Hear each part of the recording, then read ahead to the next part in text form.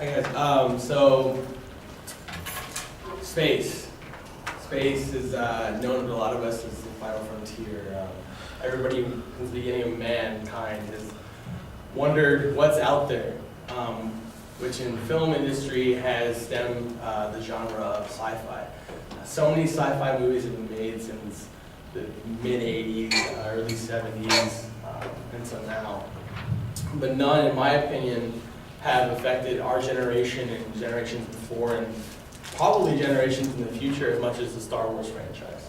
Now today I'm here to illustrate for you the rise of the Star Wars franchise from an idea into a multi-billion-dollar franchise and empire.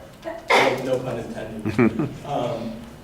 So to go over that, of course, we're going to go over a few things. Now today I'm going to go over the struggle it took George Lucas to get it to even start off the ground from the idea into production.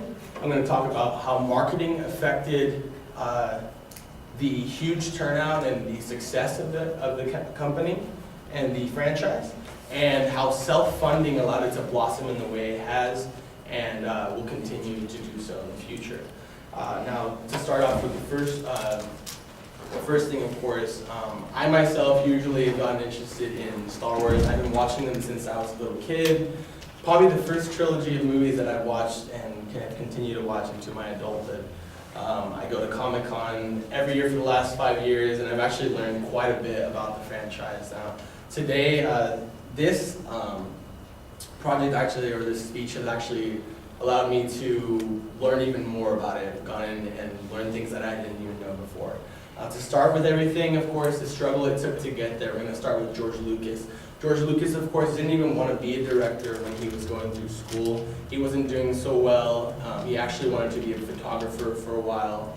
And he actually went ahead and took an exam with one of his buddies, because his buddy didn't want to go alone, to SC, to do an exam to get into SC.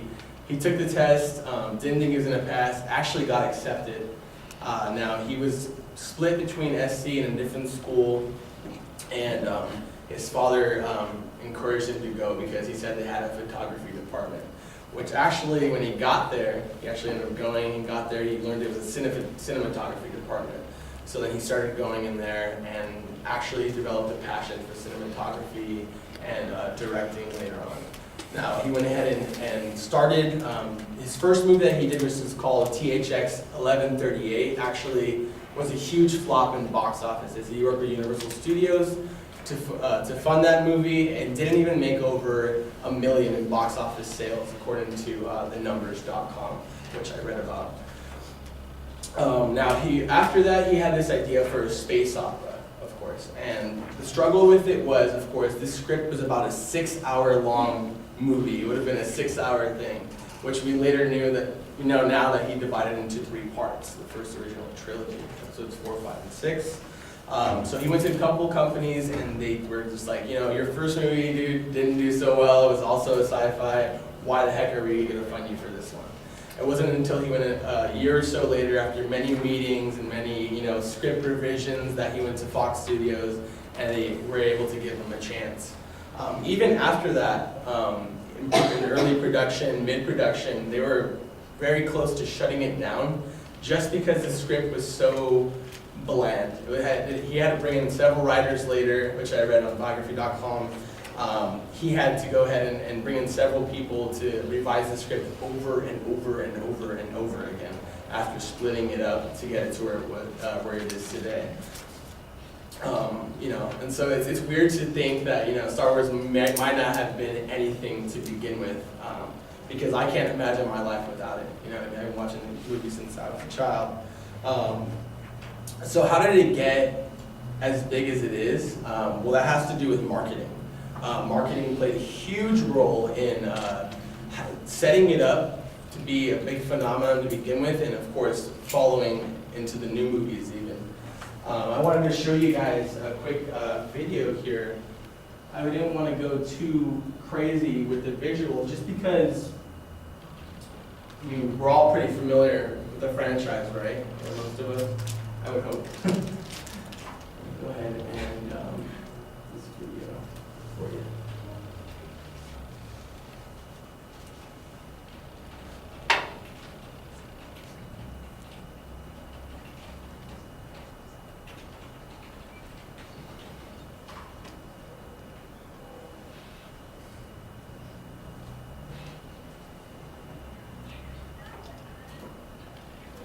Is there a way to turn the volume up on here?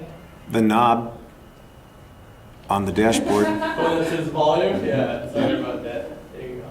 Alright, so this is going to be a toy commercial actually from Kenner Toys in 1977 before the release of the actual movie, okay? So I'm just going to show you it, just to show you how everything was. Large-sized Darth Vader with his lightsaber. President Leia, champion of the Rebel cause, with her defender Luke Skywalker. He can swing him into action on his grappling hook. And little Chewbacca's laser crossbow.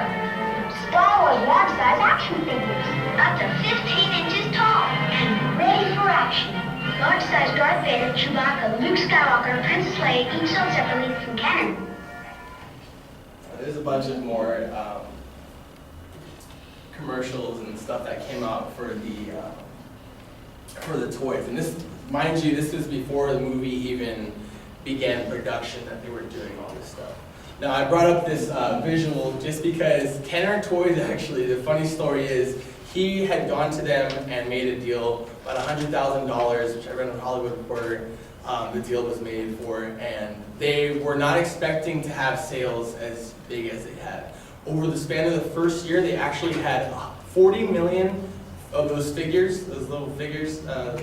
They sold 40 million of them. They sold them, but they actually weren't physically sold because the demand was so high that by the Christmas time that year, they had to issue certificates that were like IOUs, because they didn't have the toys made yet. So they were like, oh, you have to buy this IOU, and later when we get these toys produced, you can go into the store and purchase them, which I think is ridiculous. You know, it's crazy that the toys are that big. It reminds me of like, was it Jingle All the Way with the Turbo Man doll, like, you know, the certificates and stuff.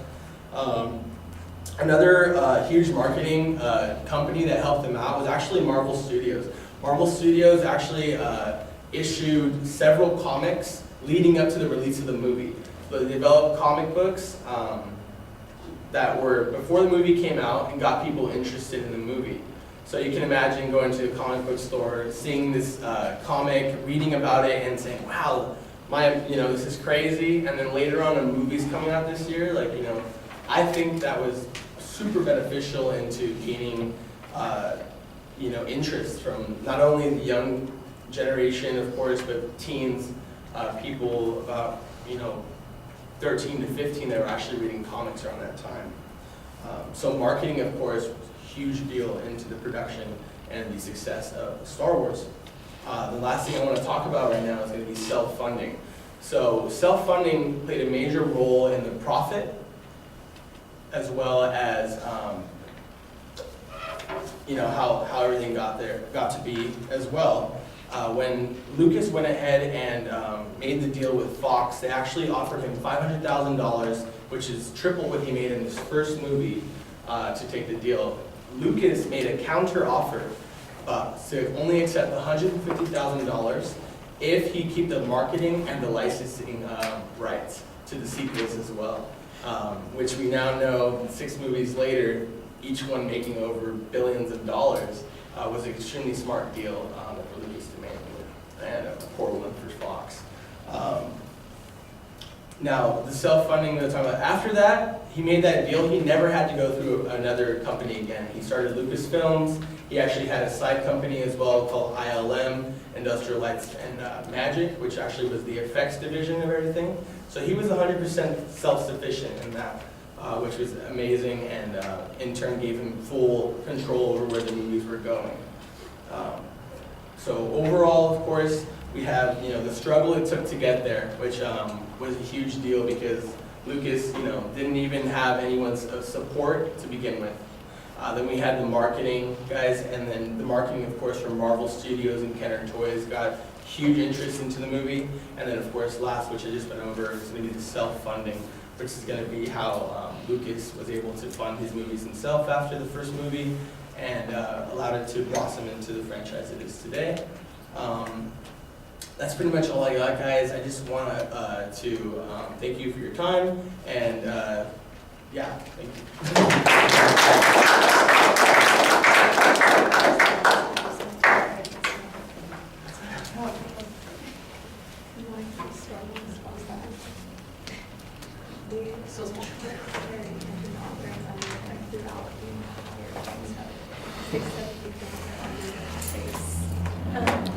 All right, Rudy, what did you think? I thought it was a good presentation.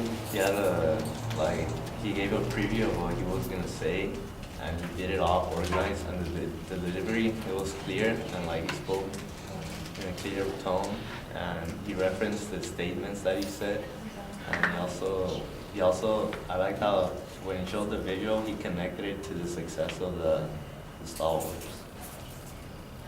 And that's yeah. Other than that, yeah, that's good. All right. Well, I think you get your franchises mixed up when you're using your attention device, Space, The Final Frontier. These are the Voyages of the Starship Enterprise. You got the wrong franchise going on there, buddy. You know, the Force should be with us here a long time ago in a galaxy far, far away. You're missing an obvious opportunity on this, you know. So that would make a little bit more sense. You have a very clear thesis statement for the presentation. I think you identify the topic clearly. There's a very good preview at the beginning of the speech. It's kind of both chronological and topical in the way you put it together, Gesundheit. Some sources are being cited. They don't always sound like direct quotes. They're a little bit of a paraphrase. I think your story about the toys is an interesting one, although it wasn't the toys that you're showing in the video that they didn't have. It was the smaller action figures that they didn't have. Those toys, the bigger ones, actually came a little bit later. But there is some accuracy in that story, and I think that that's an interesting sort of thing. The key idea that, in essence, he kept the rights to sequels and to the marketing and the merchandising is an important part of how he was able to develop independence and make the movies that he wanted to make. So I thought you did a nice job kind of explaining that. That's important. The visual, the only thing you have is the one little toy commercial, which is okay. I mean, it brings a little attention. I didn't understand why you didn't set it up before the speech started, because then you had to kind of take a break in the middle of your speech to get that going.